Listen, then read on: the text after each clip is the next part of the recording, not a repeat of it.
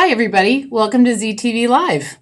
I'm here with my colleague, Grace Arnold, who's joining us tonight for a really fun edition of Reading, Writing, and Ralph. So, without further ado, we're going to go ahead and bring Ralph Peluso on. Hey, Ralph. Welcome back to the show. Hi, Susan. Hi, Grace. How you guys doing? Good. How are you? Just fine. Just fine. Well, tonight we've got an interesting show, and since it's themed around the career of Babe Ruth, and in baseball terms, it's known as a double switch.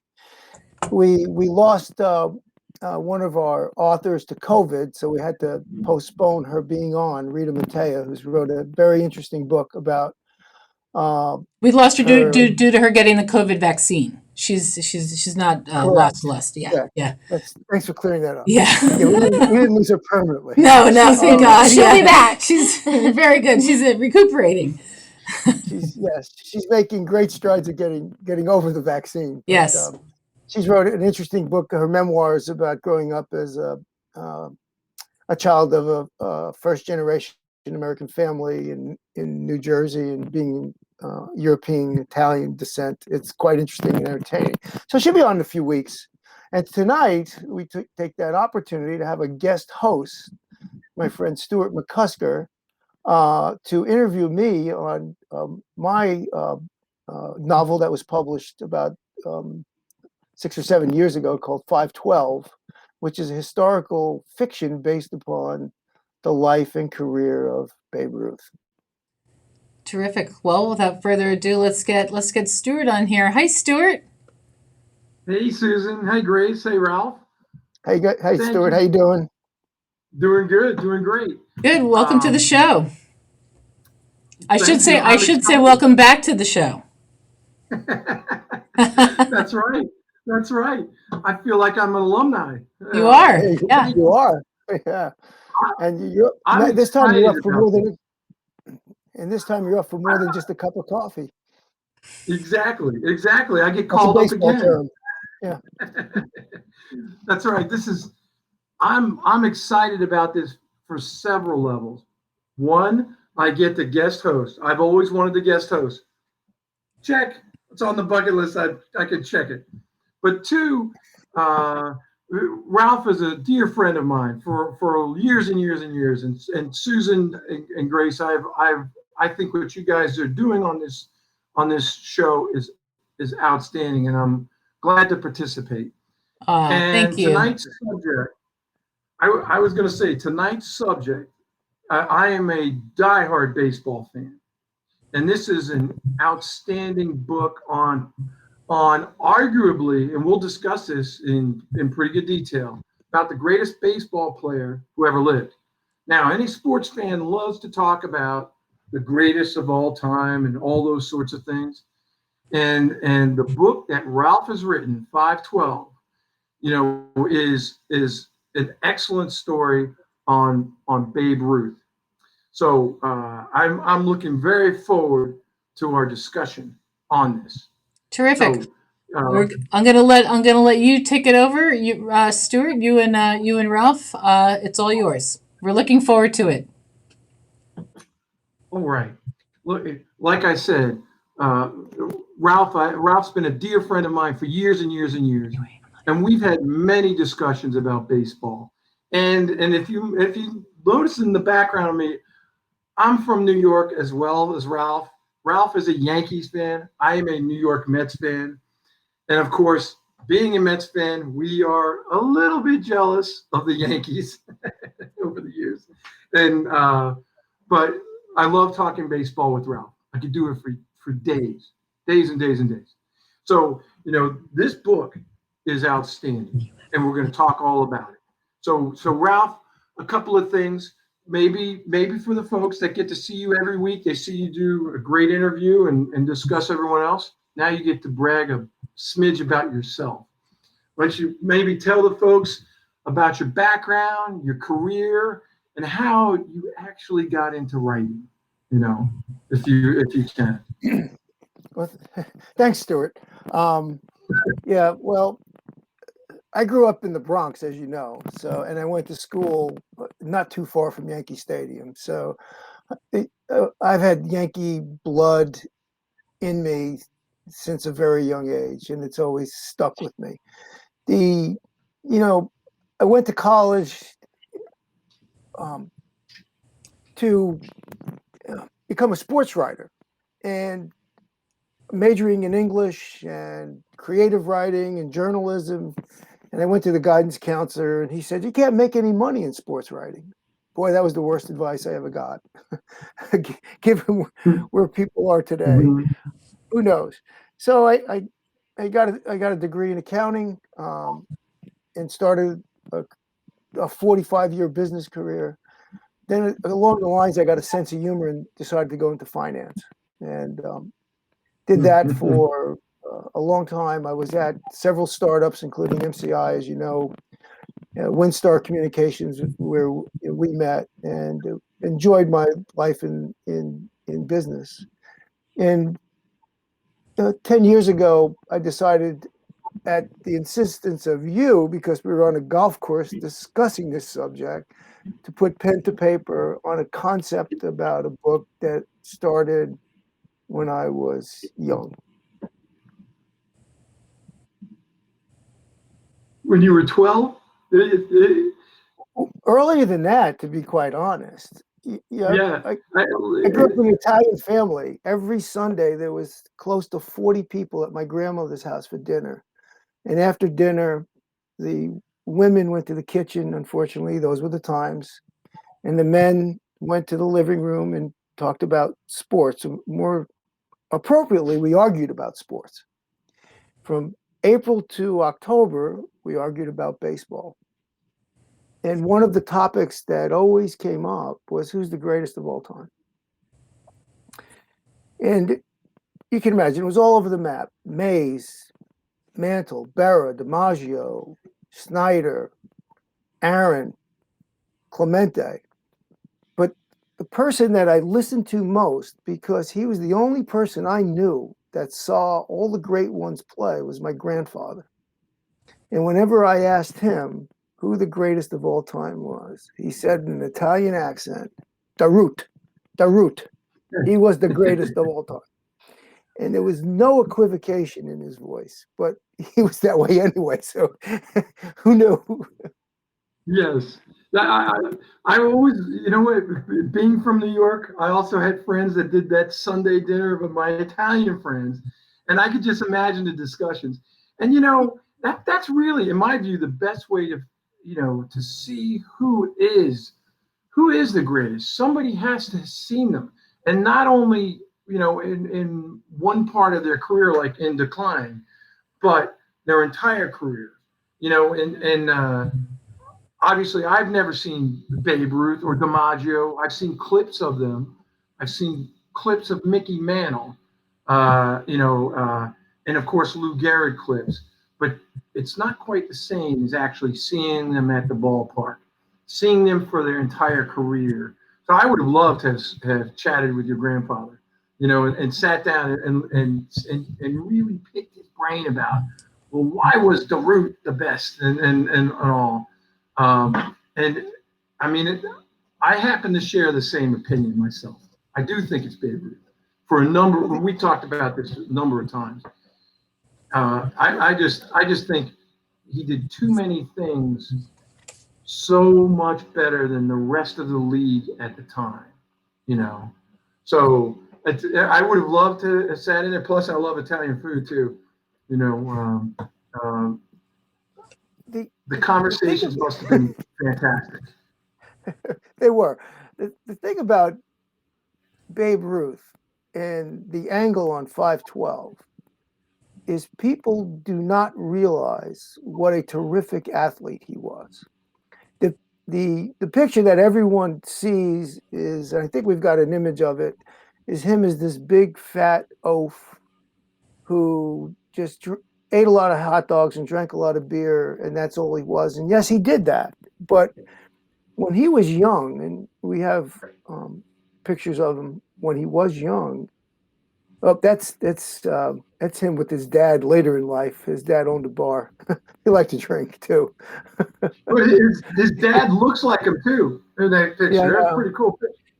Well, yeah, I think we'll get the right one. But Ruth Young as an outfielder at St. Mary's at 17 years old. Stay with this picture. This is good. This is him at 17 years old. Only about a year and a half before he was playing up at Providence and also with the Red Sox. Look at him. He's 6'3", 6'4", 215 pounds, lean as can be, right? And he could play every position on the baseball field, including catcher. And think about that. He was left-handed, so he'd have that catcher's mitt on the wrong hand, and he still would be able to change hands with the catcher's mitt and throw people out at second base. That's what kind of athlete he was. But the image is the one you remember if you saw the movie The Babe with John Goodman coming out of the Red Sox dugout with his pants around his knees, his belly hanging out, drunk in 1914, the first year he was up. Ruth looked nothing like that in 1914. So yeah, look at how thin he is there. I mean, he just looks like a basketball player. He was so thin in that picture. Yeah, he could run, he could field, he could hit, and he could pitch. Jack Dunn signed him out of St. Mary's because he was a dominant left-handed pitcher. And he was so good that he was on a path to, this is a picture of Ruth hitting. This is about 1914. And the one I just described with John Goodman's belly hanging out and pants around his knees, you can see it's not the same person, but it's an image that Hollywood wanted you to believe about Babe Ruth for some reason. And I don't know why, because that was not him, right? But when he started pitching for the Red Sox, by the age 24, he had already amassed almost 100 wins and was on pace to surpass both Walter Johnson's ultimate 473, I believe, or 437, and Cy Young's 511 wins. And there was no reason to think that he couldn't do that, given what he did to the batting records. I know, and I'm glad you mentioned Cy Young and the 511. Maybe tell the folks out there, the thinking behind the title and the why and the premise of the book, and what it's about, somewhat. The premise of the book, the premise of the book is simple. Why 512 is simple. Cy Young set the record for pitching at 511 wins. And so if circumstances didn't change and alter Ruth's path, he could have very easily gone after that record and achieved 512 wins, in my estimation. Now, people will tell you it's impossible. I don't think so, because even when Ruth first started playing, pitchers were still pitching up around 45 to 50 games a year, at least the high-profile ones. They threw the ball a lot differently. They threw it with an easier motion. And you can see in the picture where we had with Ruth pitching, he had a nice three-quarter delivery, very smooth. He'd already landed. He wasn't coming through that ball violently, right? He's well in control. And they knew how to make the ball move. Obviously, the ball had cuts and dings and pockmarks on it because they only played with about 5 balls throughout the game. So, it was a much different game. But let's pause here for a second, because we have 4 trivia questions. And this is going to test the baseball knowledge of our viewers. And the first trivia question, and this is going to see how quickly people can get on the internet on their phones and stuff, is Babe Ruth swung a bat that ranged anywhere from 38 ounces up. So the first trivia question for an autographed copy of 512 is, what is the heaviest bat in ounces that Babe Ruth ever swung?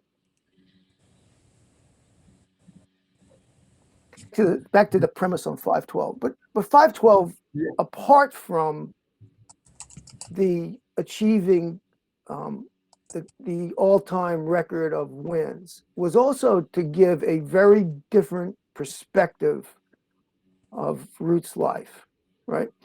I'm not a biographer like our good friend Jane Levy. I'm a fiction writer. So the book is half truth and half fiction, and it's blended together to put together a story. But within that story, there's a lot of truth about Babe's life. Babe, as you know, was sent to St. Mary's Industrial School at the age of 6. It was a reform school. And he was basically living on the streets and carousing and getting into all sorts of trouble. You saw the bar that his father owned. His parental guidance was nil. This was later. This is when he took a break from St. Mary's and went home for Christmas, believe it or not. And he didn't want to go back to St. Mary's, but he ended up going back. But when he got to St. Mary's, his day was regimented from a wake-up call at 6 o'clock in the morning to having mass at 6:30 and then ending his day at about 8:15 at night. That's a long day for not only a child of the age of 6 or 7, but even for any teenager. And he was very regimented, and he had to do that. And he And stayed there were at the school, right? He didn't go home. I mean, he was literally, he lived there, didn't he? yes, No, he did was he go there. home? His dad didn't want him back. He went home for one Christmas, and his dad turned him down and didn't want him to return home. He thought he could have a better life and a better education at St. Mary's. He couldn't care for him, and that part's true. So he's this kid. He's young. He's learning trades, but he met a lot of interesting people along the way. Some of which are fiction and some of which are true. And one of the ones that's might be true and it might be fiction is Al Jolson actually was in St. Mary's for a very brief period. Now, I don't know if they actually met, but they could have. And I've got a scene in the book where after the fire of 1905 in Baltimore, and I know we've got a photo of that, the St. Mary's sent some of the older kids to help. And this is a scene in the Baltimore fire where the city was devastated. And his best friend is killed in the fire. And they hold a funeral mass at St. Mary's. And Al Jolson just happened to teach Babe Ruth to sing, of course. And he sings the Ave Maria for the at the funeral service and brings the cardinal to tears. So very touching moment in the book, and one of the ones I actually really enjoyed writing because that part's totally made up. The fire existed.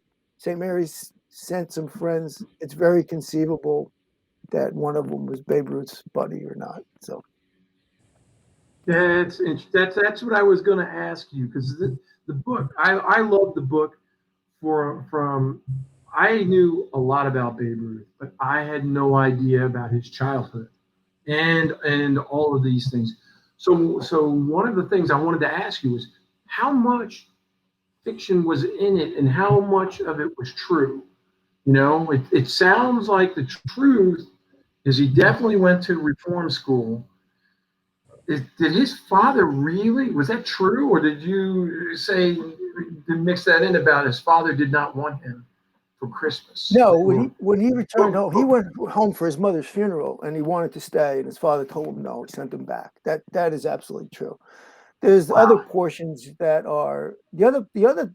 I'll give you another tidbit that's true. He was the best shirt maker that St. Mary's ever had. His dexterity with his fingers and his ability to cut and make straight lines was just incredible.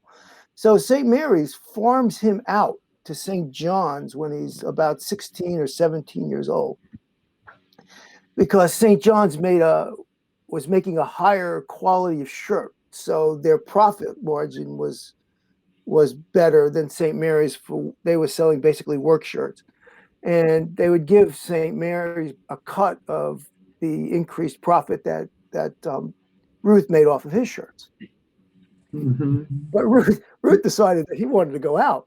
And he, of course, found his way into downtown Baltimore and ended up getting into a little trouble with the police one night. And St. John's ended up shipping him back to St. Mary's. That part's got a lot of truth to it. And that's what I was going to say. There's a little bit of a rascal in Babe, but at the same time, it seems like the structure really helped him. I mean, do you think that's the case? For him, for his story for real, or did that just work into the structure? Two things saved Babe over the course of his life: the structure at St. Mary's and his ultimate relationship with Claire. And Claire was the one that really centered Babe and managed everything for him. And everybody thought of her as the Wicked Witch, but all she was doing was absolutely looking out for Ruth's best interests. And of course hers, because they ended up being married. But those two things saved him. And if you think about what happened in his first year in Providence and then up to Boston, and then Boston had him in 1914, didn't play him a lot. They considered him a troublemaker, not a good teammate, and they sent him back down. Here's a kid. He's been in reform school since the time he's 6. You can see him here sitting with his teammates, Dixie Walker. I think Tris Speaker might be in that photo, and none of them look happy. And one of the reasons is Babe found out that how much gambling was actually going on in baseball. And he detested people not playing on the up and up. And so he would do things to harass his teammates without trying to call them out because he couldn't. And he, unfortunately, got shipped back out to Providence, and he lost a year at 19 years old from playing in the bigs. But he's a 17-year-old kid, 18-year-old kid. He's out on his own for the first time in his life. He's had no male role models. His dad dumps him. The brothers ultimately dump him because they ship him out a year before he's supposed to leave. And he goes with Jack Dunn, and first thing Jack Dunn does is sell him to Frazee at Boston. So he's got money in his pocket. He's a teenage boy, and he starts getting into trouble. Who wouldn't? And that's part of he's probably got a little bit of rebel in him, and probably starting to feel, and it feels like in the book that he doesn't have a lot of people looking out for him. So it feels like he's got to look out for himself. So I've seen you see that in other athletes, strong egos, to make it to the majors or professional football or anything. But he had an incredibly hard journey, starting at 6, to get to where he is.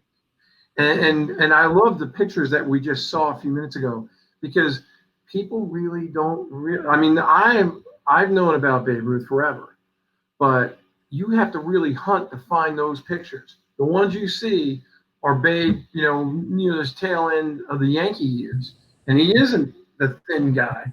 Not then. You have to find it. But as far as pitching, since it's 5:12 and we're talking, maybe tell everybody just how good was Babe Ruth an okay pitcher, or was he? Was he pretty good, or how many games did he actually win, or any of those things? I will. Let's check with Susan, see if we have a winner on the trivia question first. We actually do have a winner. We had several people with the correct answer, but the first one was Kelly McConomy. So Kelly, congratulations. The correct answer was 56 ounces on the bat. She is absolutely 100. I'm impressed. I'm sorry, 54 ounces. 54 ounces. I was reading the wrong one. She did say 54. Nancy Campbell Gorski got it right after Kelly. She missed it by a hair.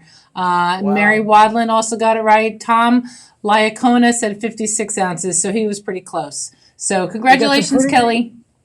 All right, we got some pretty good baseball folks out there in viewing tonight. So the second question, and this is where things start to get a little tougher. When Ruth hit his 28th homer in 1919 to set the single season record in baseball, whose record did he break? And I'll give you a hint. It's not Roger Connor. He broke Roger Connor's all-time record, but Roger Connor did not hold a single season record. So Okay, tough question. can you So was he? repeat it? Can you repeat the Yeah, question, Ralph? yes. In 1919, when Babe Ruth hit his 28th home run, whose single season record did he break?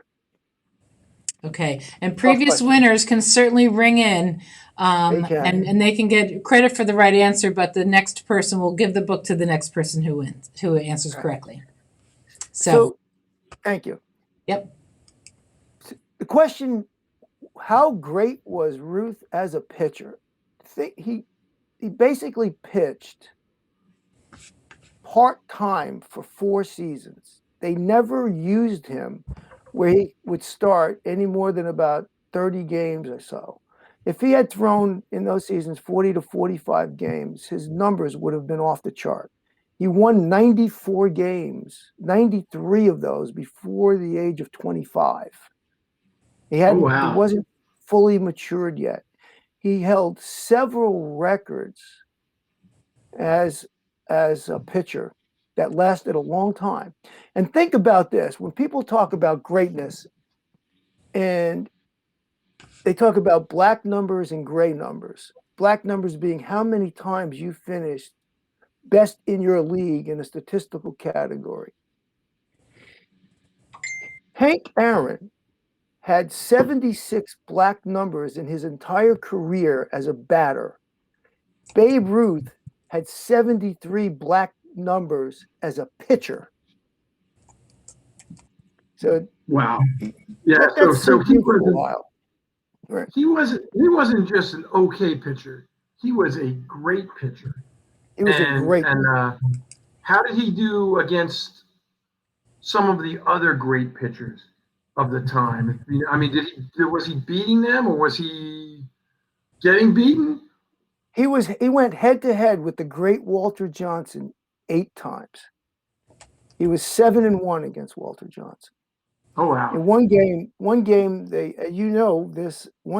went 13 innings, 0-0, and Ruth hits the winning home run in the 13th inning. How great was Ruth? Yeah. So he was not just a good pitcher; he was a great pitcher, and you might even argue the best pitcher in the game. If he's dominating Walter Johnson, who many people think might be the greatest pitcher, where with the number of what Johnson has the record for shutouts of all major leaguers of 110, right? So Babe Ruth dominated the pitcher that has the most shutouts in major league history. So excellent. Babe Ruth still ranks 6th in the all-time ERA for World Series at .87. Mm-hmm. And you think about some of the great guys that have pitched in World Series, like Mariano Rivera and Sandy Koufax and Christy Mathewson, and Ruth is still up there among the top, and he hadn't even matured yet as a pitcher. Wow. So he pitched until he was. Okay, go ahead. Yeah, the book chronicles each season leading up to his ultimate setting the record at 512, and it really tells a lot of stories within those seasons, what's going on in baseball, what's going on around the world, and then Ruth's accomplishment and record for the season is sort of an anecdote to the actual chapter itself. Because mathematically, you've got to get it to prove out. And of course, he has to have a phenomenal season like 1927, where he wins 60 games. He doesn't hit 60 home runs, but he wins 60 games. And people might say, well, that's impossible. But Hoss Radbourn won 59. And Hoss Radbourn also won 48 in different seasons. And Ruth was a much better pitcher than Radbourn. And so conceivably, he could have attained such a mark in 1927. As a matter of fact, I redo the famous line from the end of the 1927 season after he hit his 60th home run. And it says, 60 wins. Let some son of a bitch beat that record instead of 60 homers. Yes, yeah, you're absolutely right too. Because back in those days, you had guys pitching both ends of doubleheaders and getting an inordinate amount of starts. Many guys were in the 30s all the time. So if he was the way he was as a pitcher, it is conceivable that he could have done all those things. And if Cy Young could win over 500 games, and Ruth was just as good, if not better, he may have well won 512. Plus, I think the edge, his character, he was so competitive. Some of those other guys didn't win the number of rings that Babe Ruth did in real life. It is very conceivable had he done that. Such an interesting concept. If you think about it, a lot of young fans today may not even know Babe Ruth pitched. Not only did he pitch, he was the best, you could argue, at the time he did pitch.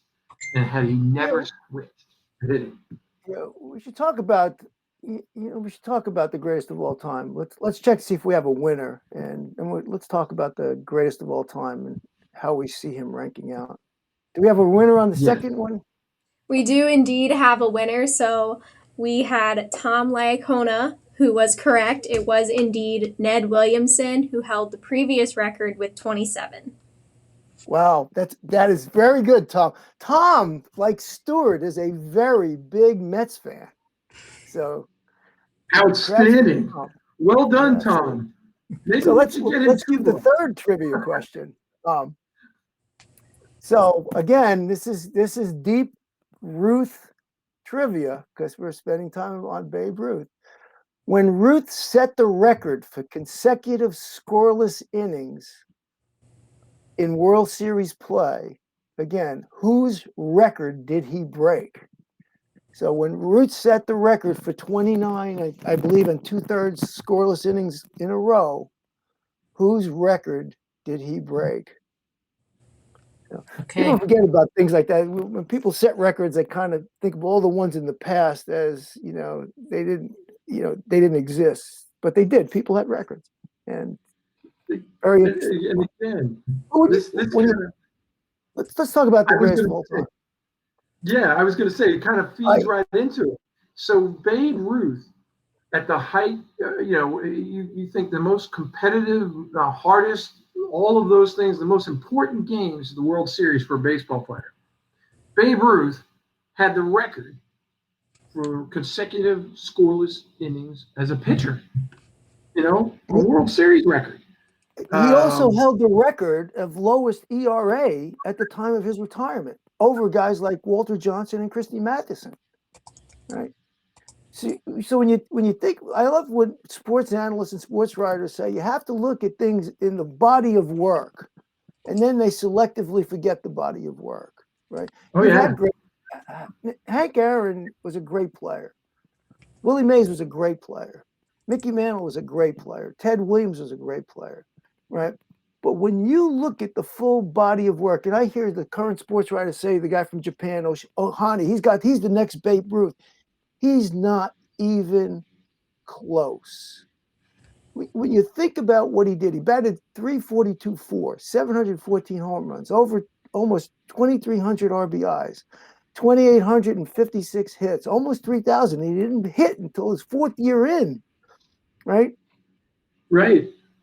And tell me somebody who's done all that, then has won almost 100 games, ranks 15th all time in ERA, has World Series records for pitching, has 7 rings, and when you get through all of that, assuming somebody can actually do that, has stole home 10 times. I did not know that. I did not know he stole home 10 times. I knew he stole some bases. And I know it's a different era, and people say, well, it was a different era, and he, more pitching, more of this. He swung a bat that weighed 54 ounces to generate his own power. Could you imagine his bat speed with a 34-ounce bat today?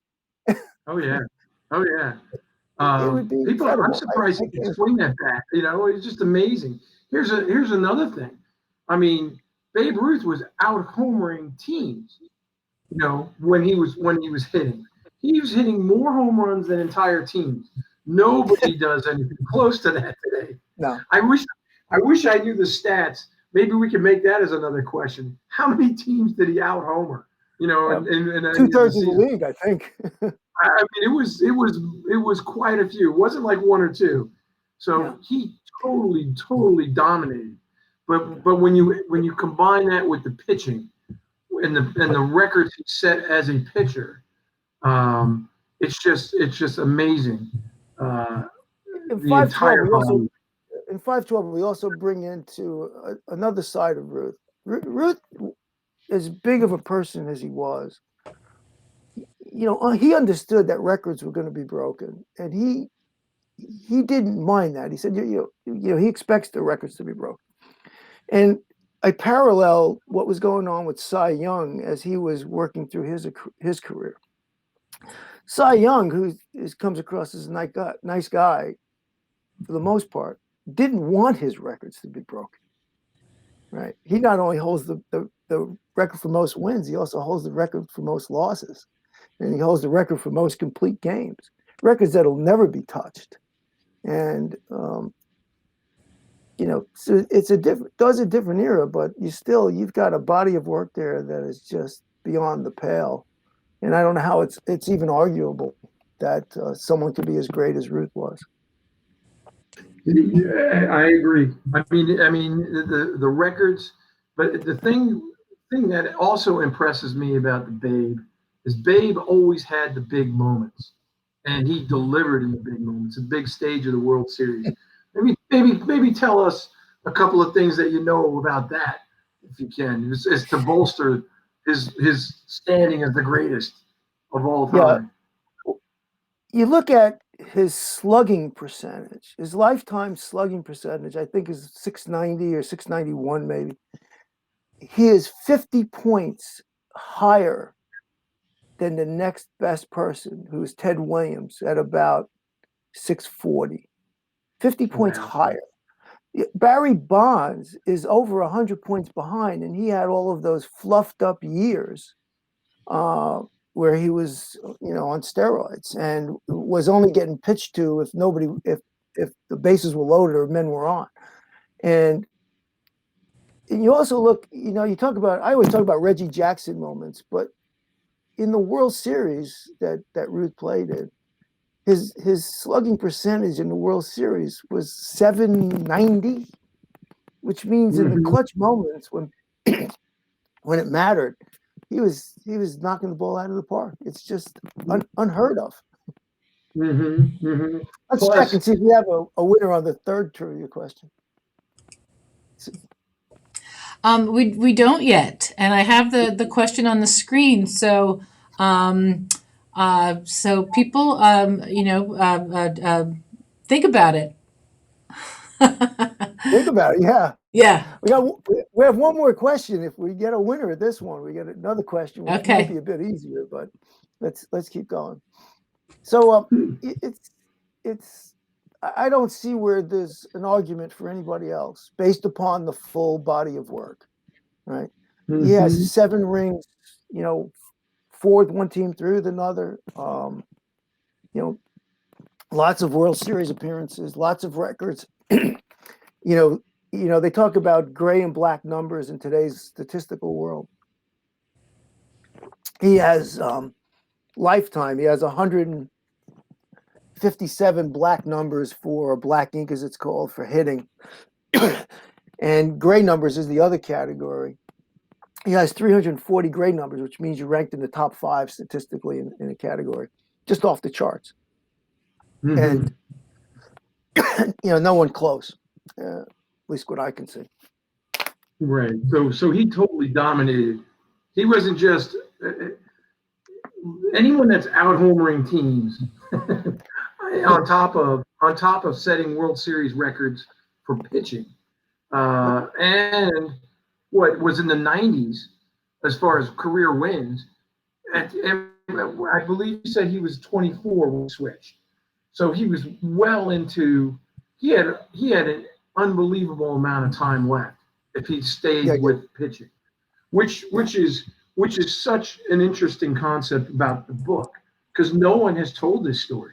This, to my knowledge, a lot of people don't even recognize that he was a great pitcher. You could arguably have, and this book says that, arguably the greatest player that ever played baseball, never switching and staying as a pitcher. And he was a great pitcher, and he very well could have caught. You know what? If Cy Young could win 500 games, why couldn't Babe Ruth? Particularly, I loved it in the pitcher. I mean, what kind of pitcher was he? Was he a hard? I mean, and we talked a little bit about it. Could his body have held up, you think, to do all that? With pitching, it takes a little bit more. I don't think he could have gotten away with the hot dogs and the eating and the beers before the game to continue as a pitcher. I think that might have been problematic, but he had an easy motion. He put a lot of movement on the ball. He was a tremendous, he still ranks up in the top 15 all time with outfield assists and defensive ability from the outfield. He's very accurate. So if he could keep the drinking and the food down, who knows? But if he could have done that, he might have hit 900 home runs. I don't know. Well, it didn't stop him. Yeah, but the other thing about the book too that's enjoyable, the characters he meets along the way, his relationship with Joe McCarthy, his relationship with Tommy Thompson, the gambler that never lost a bet. He only bet on rigged things, and that's an interesting story in and of itself, because Thompson took Rothstein for about $500,000 just before the World Series. And there's some speculation that Thompson was really the brains behind the whole World Series, just a way to get his money from Rothstein, because Rothstein never paid him for the money he owed him. So there's a lot of intrigue back then, and a lot of stories that, again, they get, there's a lot of truth and there's a lot of storytelling around them to make the tale palatable. Just a lot of interesting stuff. His relationship with Landis was, hostile at best. People always argue, well, Ruth only got one MVP, so how could he be the greatest of all time? Because in 1922, when they first voted, Landis said, Ruth's not getting it. In 1923, they came back, Ruth got it again, and Landis said, you can only get the MVP once in your life. So Ruth never was eligible for it after that. So that argument, if you really get into the substance, doesn't hold water. But, the relationship with his wife, the relationship with Barrow and Colonel Rupert, and the people that influenced him along the way. And, and you see how many people took advantage of him rather than really being on his side. Rupert did at the end. The Dodgers certainly did, or tried to. And the only one, there was only a couple of people really looking out for him. And as I said, one was Claire. She really did look out for him. Let's check to see if we have a winner on the trivia question yet. I think you stumped him on this one, Ralph. Nobody. Right. Kelly McConaughey made a guess of Jack Coombs, but that's incorrect. No, that is incorrect. So let's do this. And Jack Coombs wasn't a pitcher, right? Okay. So we'll give him one more, and maybe we'll get somebody that'll figure out the third question as well. Only one number that has been retired by the Yankees was worn only by one player. Name that number and that player. It's pretty easy if you know the number. I was going to say, they got to name the player too. Yeah, it's pretty easy to figure out. But again, all the Yankee numbers, there's only been one number that's been retired that was only worn by one player. So One of our questions also should be, how many Yankee numbers have been retired? I don't know all how of them. many. I was going to say they're running out of numbers. Yeah. The Mets don't have that See, problem. but the 512's got an interesting ending. It's got some twists to it. It's a good story. It's made for not just the baseball fan. There's a lot of intrigue in it, and a lot of things you'll find interesting, I think. I agree. One of the things that I liked about the book was I love the verbiage, the old school feel of things and the time, kid this and that and all of that. You don't quite hear that like you do, in this book. I felt like the descriptions early, it felt very Ellis Islandy, if you will, to me. It felt like you were back in those times, which I think is really cool. I mean, Ralph is very descriptive in the book, not just about the characters, but about, the sights and the colors of all of it, old Baltimore, all of those things. I felt like it was a stroll down memory lane of a different time.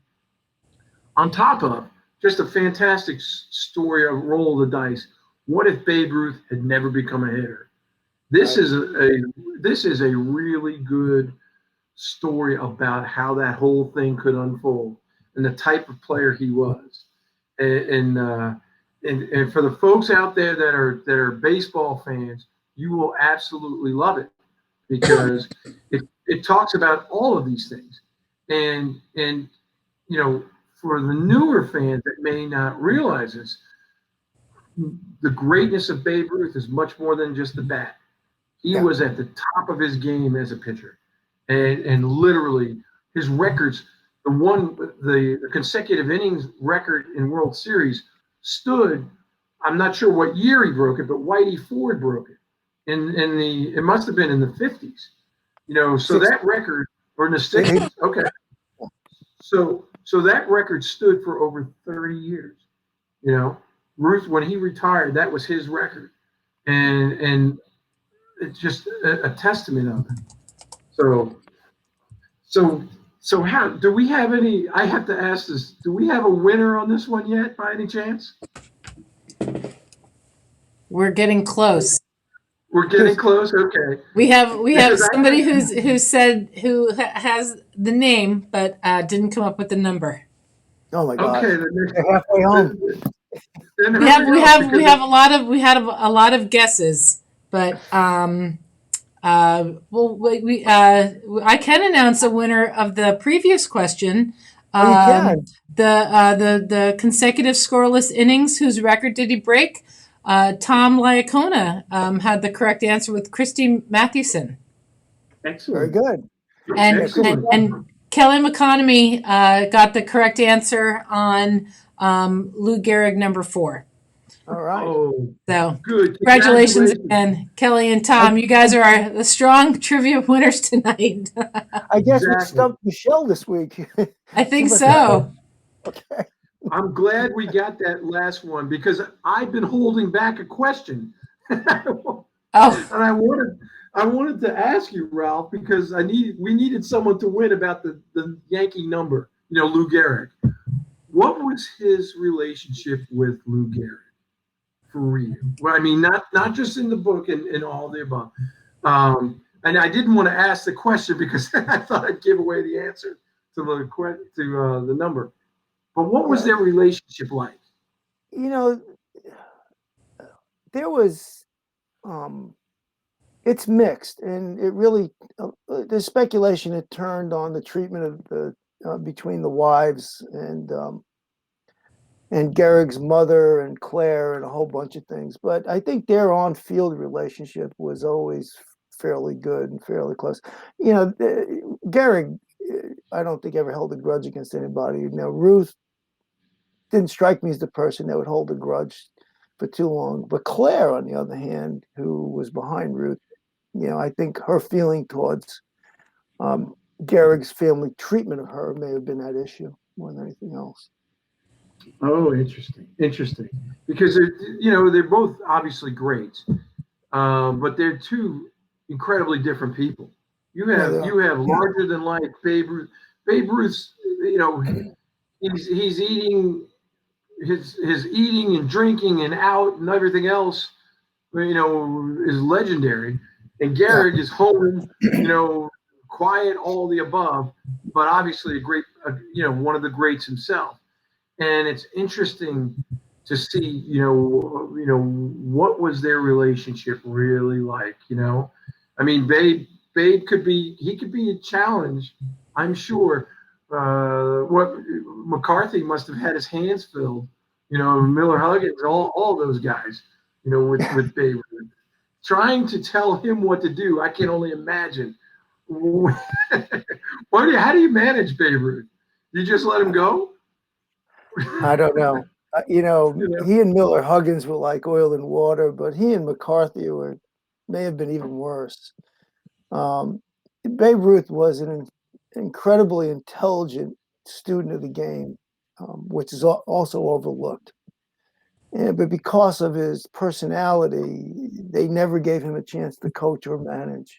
He gets criticized a lot for being thrown out at second base to end the 1926 World Series. But when Ruth gave his explanation of that, it made a lot of sense. He had two guys coming up behind him. There was 2 outs. He's on first base. You need 2 singles to get him home. The next 2 guys coming up weren't hitting or didn't hit Grover, Cleveland, Alexander all that well. And so he figured he'd take a shot at stealing second base, and you just need 1 hit to win. And people accused him of throwing the game, which he would never do. And he was a very, very knowledgeable player, more than he gets, credit for. Interesting. Earlier you said that the Babe stole home 10 times. That is in itself stunning to me. I don't know any modern player that has stolen home any type of regular amount. And then you have arguably the biggest home run hitter. Granted, Aaron and Bonds may have more, but Babe did that in quite a few seasons less, honestly. Yeah. But stealing bases and pitching, not too many people know about the pitching to a degree, but I doubt many people know he stole home 10 times. So he stole bases a number of other times. He stole 123 bases in his career, 5 times more than Joe DiMaggio. Oh wow, yes. But DiMaggio, we know he didn't like to run, but 120 bases from Babe Ruth is amazing to me. Yeah. So, again, this story is fantastic, and like I said to the folks out there before, if you think you know everything about Babe Ruth, granted this is a work of fiction, but it takes so many elements of his life that are not fiction. His childhood. If you want to really know about Babe Ruth, you should give this book a read, because his early childhood is not in any other books. It may be in a few, but not to the level of this.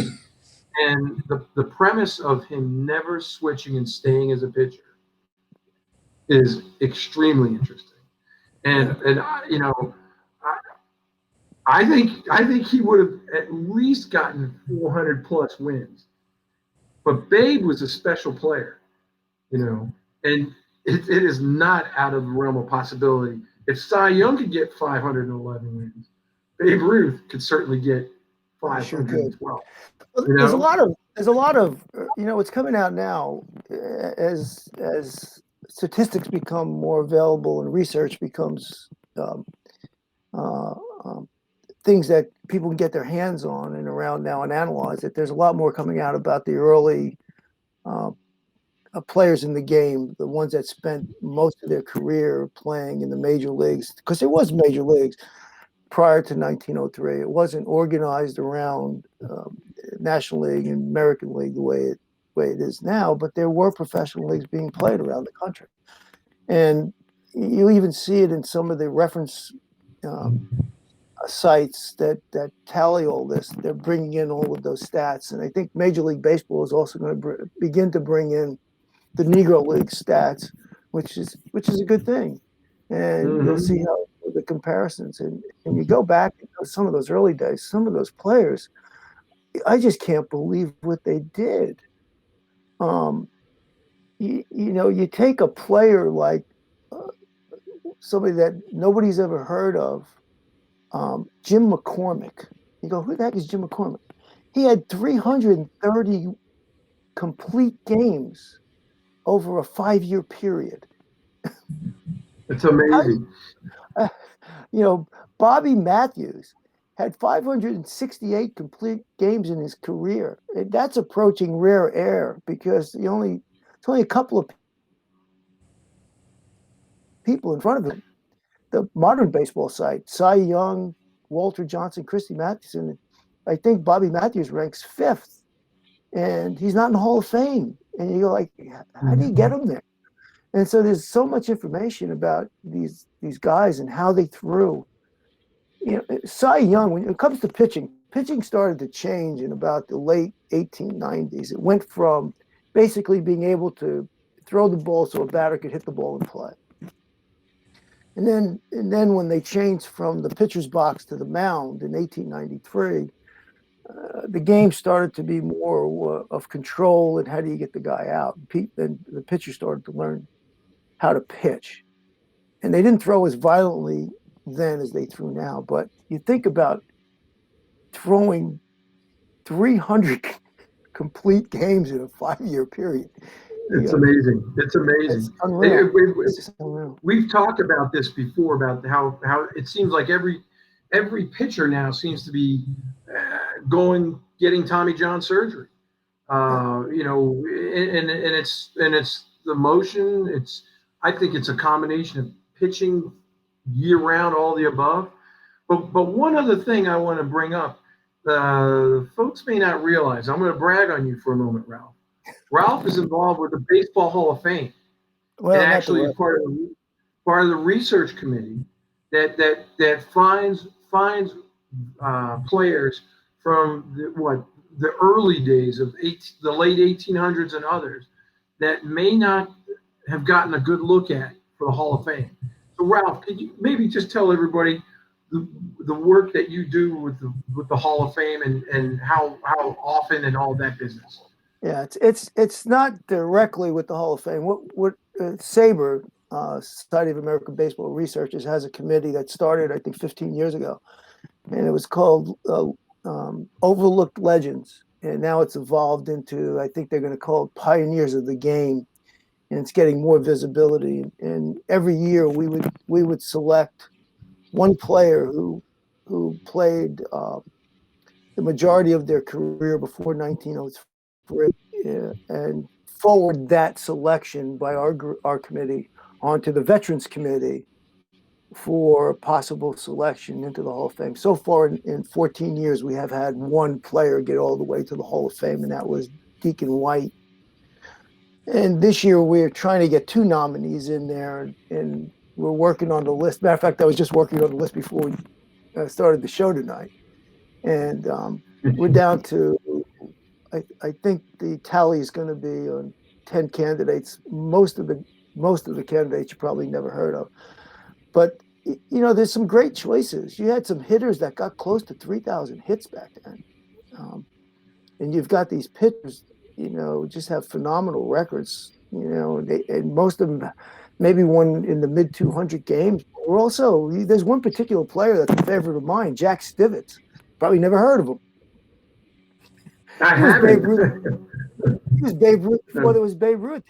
He had 3 30-win seasons. He hit 20 home runs several times.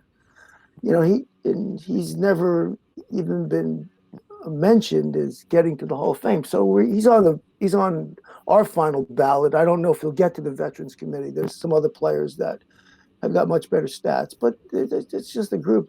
It's fun to do that because it opens your eyes a little bit. And a lot of these guys are just doing this on the side. They had other jobs. Very,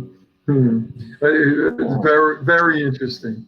So, what is next for you, Ralph, on writing and all the above? The show is obviously very well received, and lots. I've seen several episodes.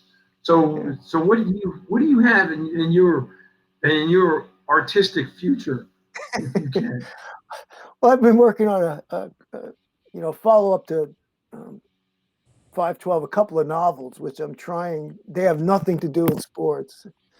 I'm still working on them. I've got one that's in final manuscript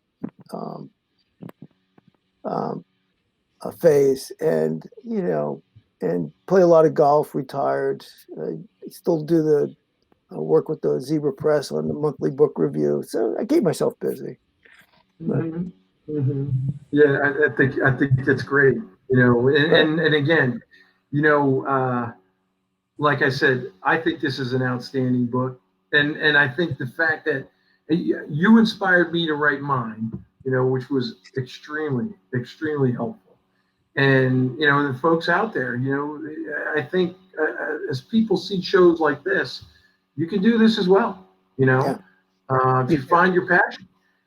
This is one of the greatest twists of sports history, and I just we'll never know. But you know what? I think he could have done it. I think he could have done it too. And I think it's just what, again, I wanted people to get over that. He was just this big fat oaf, and that's all he did. He wasn't that. He was a human being. He had emotions. He had feelings.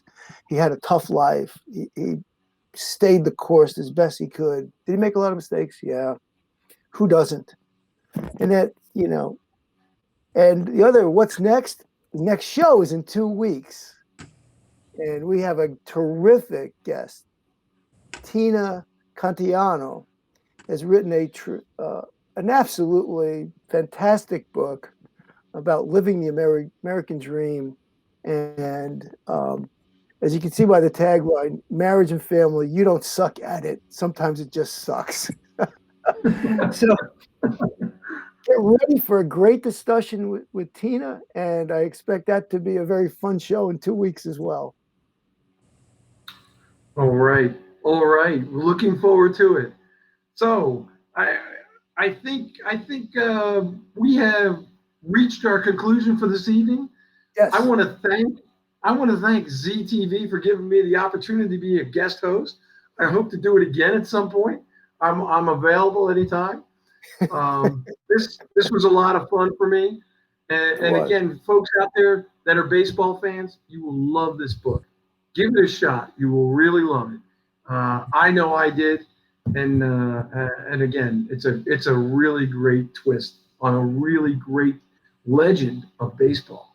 So with that, I guess, Susan, we hand things back to you, or how do we do? Yes, absolutely. Stuart, thank you so much for joining the show. Ralph, nice to have you in the guest seat for a change. Thank you. It was fun. Yeah, absolutely. And I will corroborate Stuart's opinion that it's a great book. It's just you get right into the story right away. It's very engaging writing, and it's really anybody who likes history or it's stories about families and everything. You cover a lot in the book, so it's really great. So anyway, thank you, Ralph and Stuart, and we will say goodnight to you guys. So thank you so much for coming on. Thank you everybody for watching tonight, for answering our trivia questions. Congratulations to Tom and Kelly for winning those prizes. Please tune in back again here tomorrow night for Wellness Wednesday.